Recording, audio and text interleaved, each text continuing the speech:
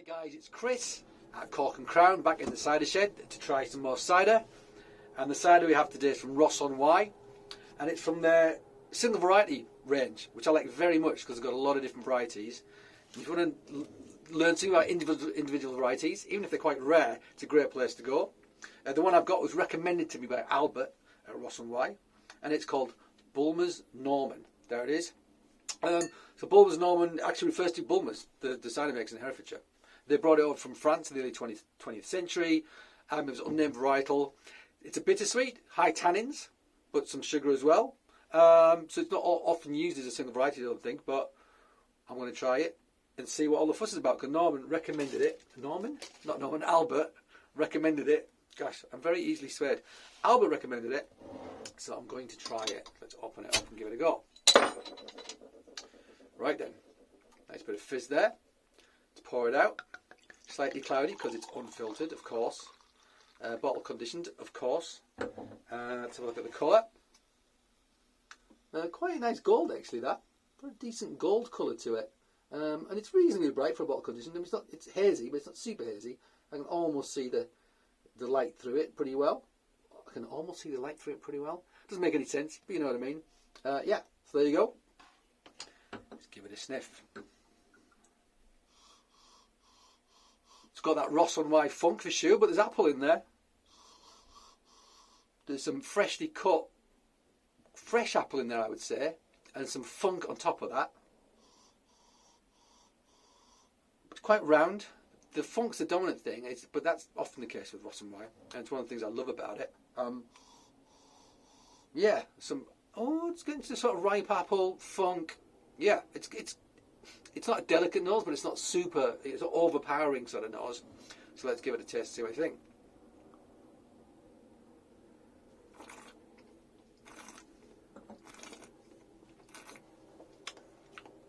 This apple's renowned for having really hard tannin, so really leathery. It's a bittersweet, so the bitter refers to the tannin, sweet refers to the sugar. It's got good sugar levels, but it's going to be quite hard and tannic. This has got astringency, so soft tannin, but it's also got leatheriness on the back there, what I describe as leathery, like sucking on a bit of leather. That's the hard tannin. But actually, I'll tell you what, and this is a bit cold.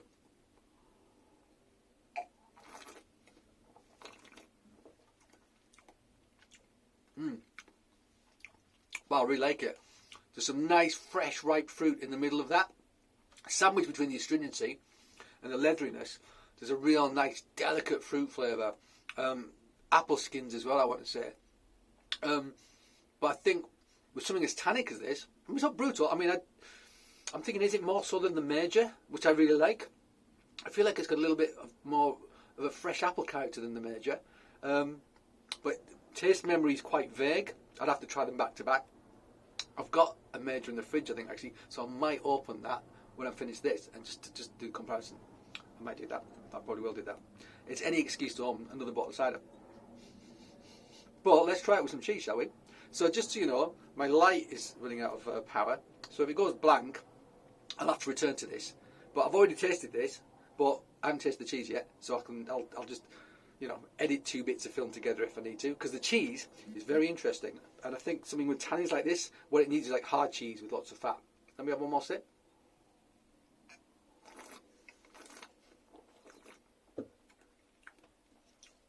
Yeah, I think it is richer than the Major. I mean, the tannins are really there, front and back, but in the middle there's a really nice, fresh sort of apple character. So, the cheese, what is it? Well, it's another Alpine cheese. You might have seen me do the Maréchal review a couple of videos ago. It's from Switzerland. This is also Swiss. It's not Maréchal. It's quite a delicate little bit. There it is. This is called L'Étiva. L'Étiva. I'll put the name on the screen so you know exactly what I'm saying.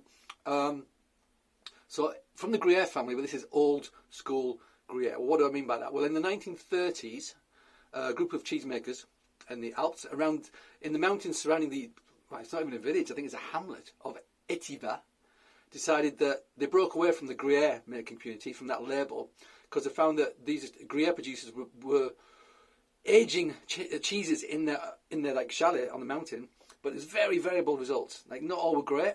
So what they thought they'd do is they'd actually create a maturing house in Etiva itself. Then all of the surrounding cheesemakers could bring their cheeses to be matured in one, and consolidated in one sort of focused building, focused on getting the best in terms of maturation out of the cheeses that have been produced. And because it was based in Etiva, the co-op, they called it l'Etiva, the Etiva. Okay, that's what it is. Old school. It was the first Swiss cheese to have an AOC, Appellation d'origine contrôlée. Though you may have never heard of this cheese, it was the first protected cheese in Switzerland. Plus, one of the things that they have to do, which they would have done traditionally, is still make it over wood-burning fires. So it's copper vats in wood-burning fires, only in the summer months. So it's transhumant.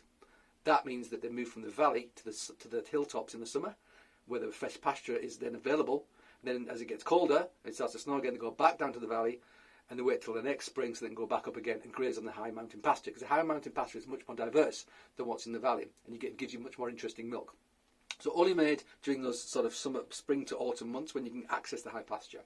The other thing that you have to do, you still have to make it over wood-burning fires. So you have these copper vats over wood-burning fires. Now the thing about these chalets is they're very, very small. And if you're burning a lot of wood, these are cooked curd cheeses, you have to get the milk up to like 55 Celsius, you have to burn a lot of wood for that to happen. So what happens in these small chalets is the smoke density in the building becomes eye-watering. But it also, what does it do? Makes the cheese a bit smoky. That's what it does. But it's just ambient smoke that does it. It's not smoked, directly smoked. It's just that it's so smoky in the rum, and cheese, the fats absorb flavour. So fats in the milk and the cheese absorb the smoke, and it gives you a very delicate smokiness. So it's not a smoked cheese, but it has a smokiness about it. Yeah. So let's try it. Let's try it. I love this stuff. Often, bizarrely, it gets an almost pineapple character to it. It's kind of strange. But let's have a go with this, shall we? So, I think it might work, actually. I think it might work.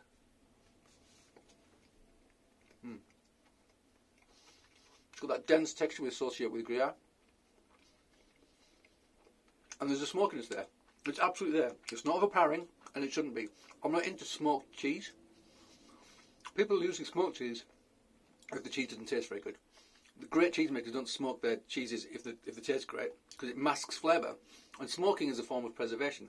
You don't need to do that to cheese. It's already preserved. It's been pickled, as in acidified. It's had moisture taken out of it. So it's been dried. And it's been salted.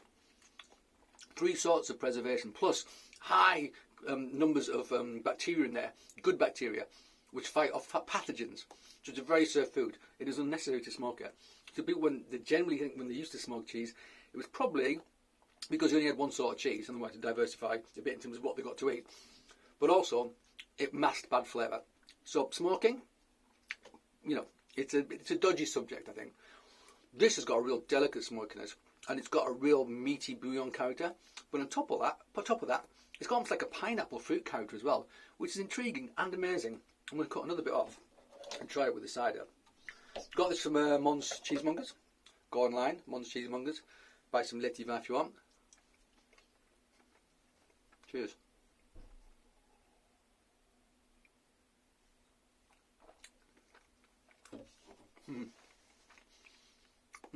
Actually, you know what? There is a sweetness in that you normally get with Gruyere. It's not as obvious because of the smoke. However, the tannins in that are totally neutralised by the fats in that. That's in a good way. I mean, it totally balances them out. When this gets a bit warmer, I think it'll work even better. But this stuff would also work really well with a cloth bound cheddar, something like that, traditional British hard cheese. Again, intense fats, good acidity, salt. This isn't sweet, but there's plenty of fruit in it to make you feel like there's a richness to it, without the sugar. I have to say, that is a rocking piece of l'Etiva. As I'm talking, the flavours is coming. Now I'm getting like smoky bacon. I'm getting smoky bacon really obviously, and I like it very, very much.